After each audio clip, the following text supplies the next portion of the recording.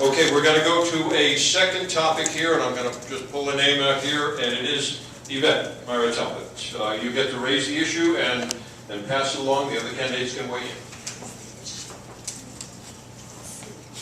Which issue should we raise?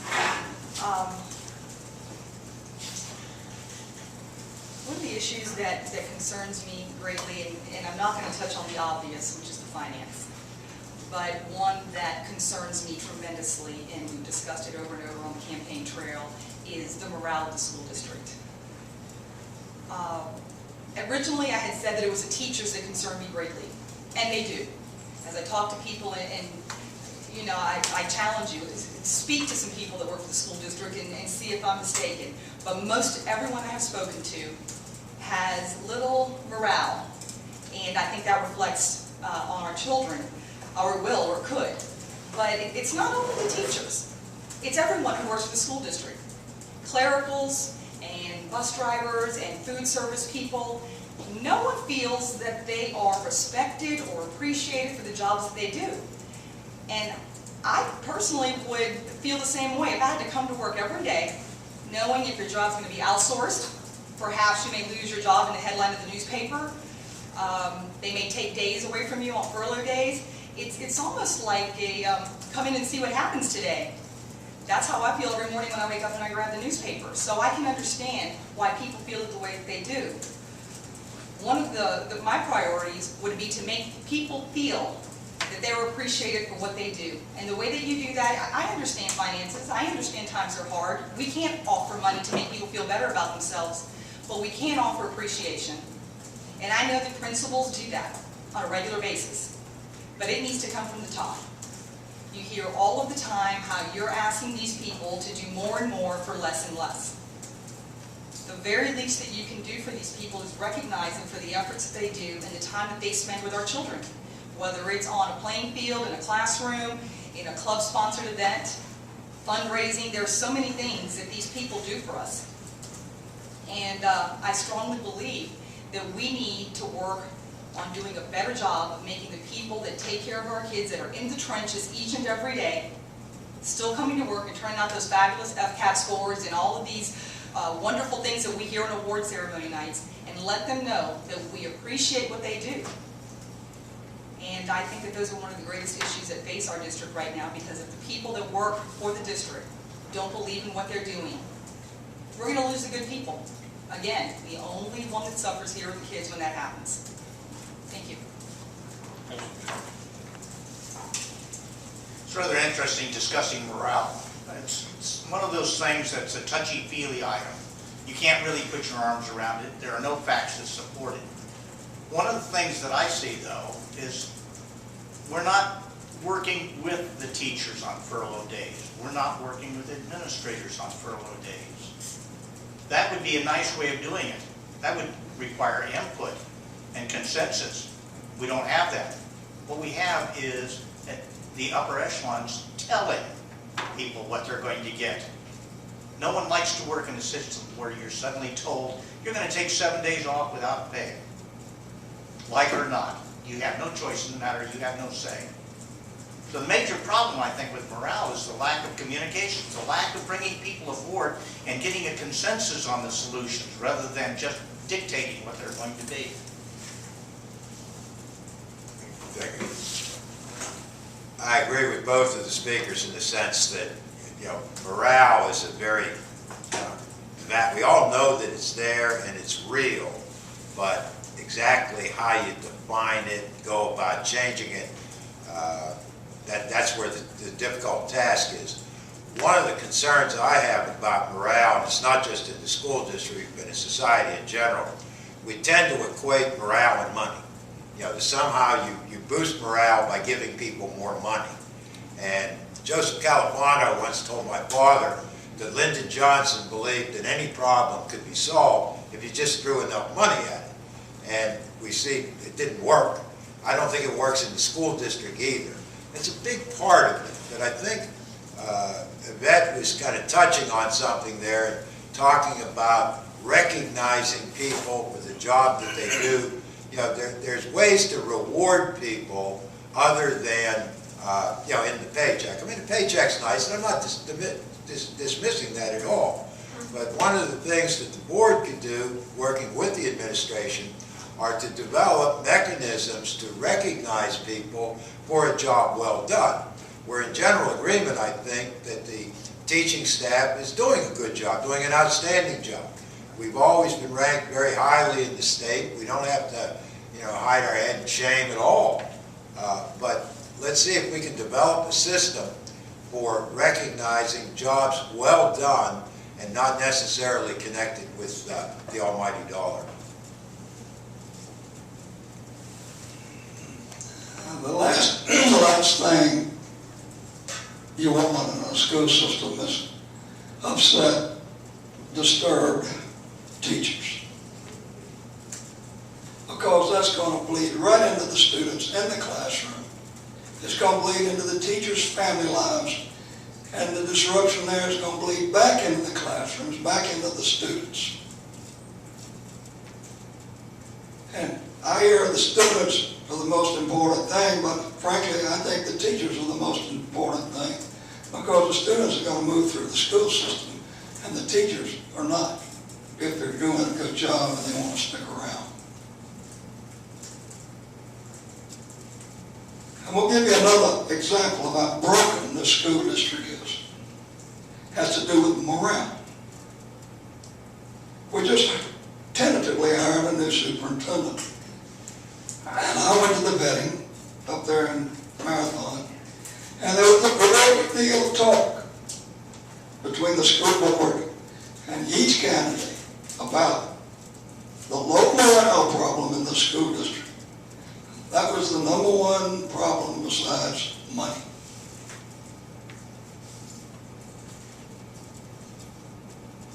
And Dr. Ed Shine, who was not selected, told him flat out, you want to improve morale, create a revenue influx. Shine told them a lot of things they did not want to hear, the school board. That guy had been everywhere. They were going 10 times.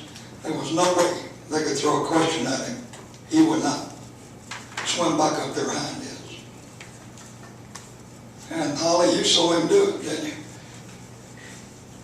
All of us there saw him do it. So we hired Mark Porter, who looked pretty good. He's young and up and coming. Dr. Shine is an older educator who said, well, when they asked him about charter schools, he said, well, if you run your school district right, you won't need charter schools. Well, that stopped the room breathing for a while, too. So, what's the first thing they do? They put Robin Smith Martin, who's one of your school board members, on the team to negotiate with Porter. Porter's happy to get, somewhere between $135,000 and $150,000. But Smith is not happy with that because he's got this fancy MBA degree, so he puts an incentive performance provision in the contract that's tied to, him getting $8,000 or $16,000 his first year if he does better than expected, whatever that means. Well, you've got all these teachers that have got performance incentive pay contracts too, and a bunch of people in the school district were the same. And they're not getting paid their performance incentive pay because there's no money to pay them. And so right off the bat, Mr. Martin and his team put Mark Porter squarely at odds with the teachers and the union before the guy was even hired. He poisoned the well. Right, Ollie? Now, this is a guy that graduated from a fancy MBA program. We're talking about people here. Robin has no feel of the pulse of the school district. You don't do something like that. That is insanity. It's insanity. And I have said in other forums that the school district is terminally, dysfunctionally insane. And it cannot be fixed, therefore. And this is just another example. Here they are, what they've been waiting for all these years, and they dump right out of the chute. And they're still going to try to give them an incentive pay contract on Monday. I'm going there to watch him do it.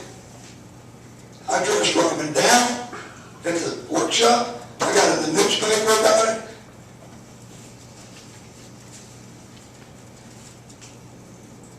Nobody on the school board dressed him down.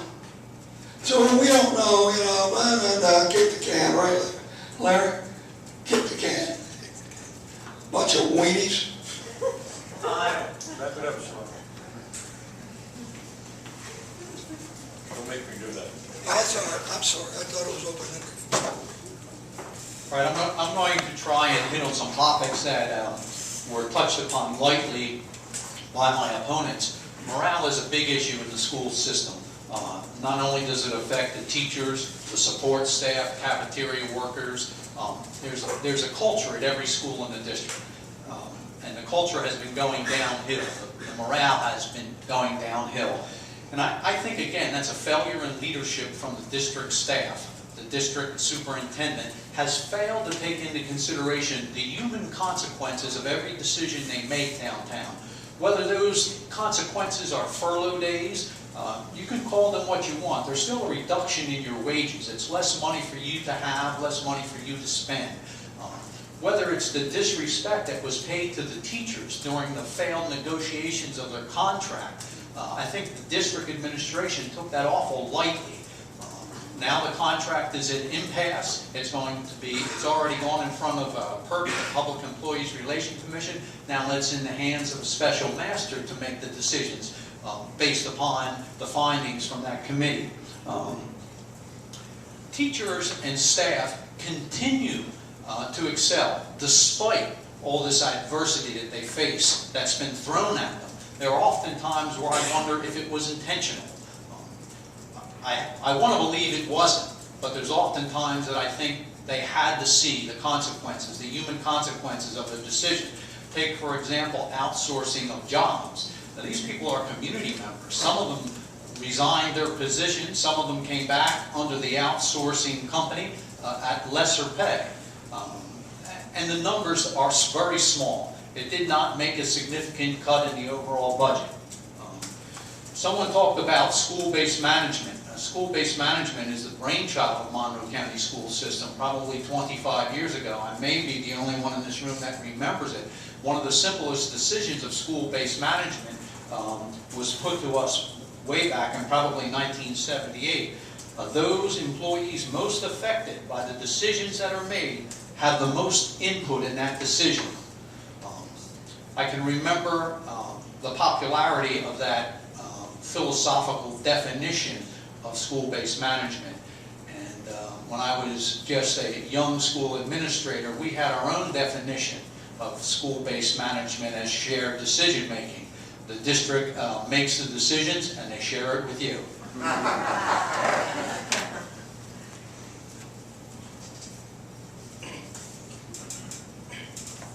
Relative to the issue of the morale of the school district, I'd like to make a couple comments. The morale problems that we have in the school district are primarily due to lack of proper financial management at the top. Dr. Murray says, and he quotes someone who was talking about Lyndon Johnson's philosophy that any problem was solvable if you throw enough money at it.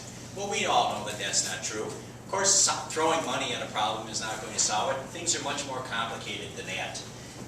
And we're not going to raise morale by throwing more money at it. However, conversely, it doesn't work that way. You can create lack of morale or bad morale by lack of money.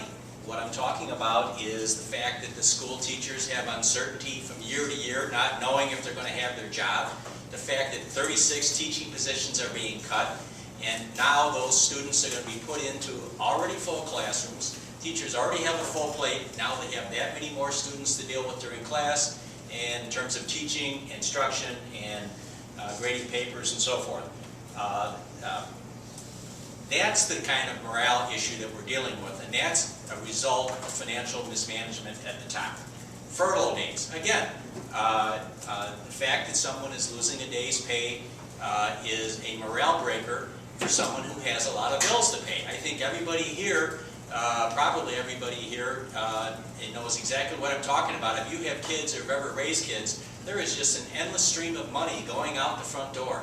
It's just one thing after another. And medical, sports-wise, injuries, accidents, other problems. When you're telling a teacher, all of a sudden we're going to take 7 days pay away from you, you're affecting their morale. And this healthcare benefit, now they're going to cut healthcare benefits. Again, you're affecting the morale of the employees because now they're being asked to dig into their own pocket, which is already pretty well emptied out, and pay for a bigger part of the healthcare. It used to be that their healthcare was part of their contract and it was one of the benefits they got for being dedicated employees of the school district. Now the school district has come along and say, well, we can't really afford to give you that good health care, so you're going to have to pay more. Again, they're going to pay more, it affects their morale. Same thing with layoffs of teachers, layoffs of other personnel, outsourcing. All of these are due to a lack of money. And it's the lack of money in the school district right now that's causing the lack of morale. I think that's the biggest thing. And I think that under the circumstances, the teachers are doing really well. And I think the other employees in the school district are doing really well too, because they are dealing with all this uncertainty and they're keeping their heads up. Yes, they may complain a little bit about morale, but they're doing a great job. And they're doing a job under difficult circumstances. They've been asked to make financial sacrifices basically because of money mismanagement at the top, and they have taken on that task and they're doing it. And I think they're doing a good job. Sloan commented that he thinks that the teachers are the most important part of the school district. Well, as a former teacher, I can't disagree more. I don't know a teacher in the school district who will tell you that, because as teachers, we know that the students are why we are there. The students are the most important part of the school system. It's the only reason the school system exists. These children are the future of the country. They are the future of our nation, and students all over the world are the future of the world. And they can't receive enough focus. They can't receive enough attention. And they do need dedicated and properly paid teachers and administrators and support staff to fulfill the functions of the school district and make sure that these kids are getting a proper education. Thank you. Okay.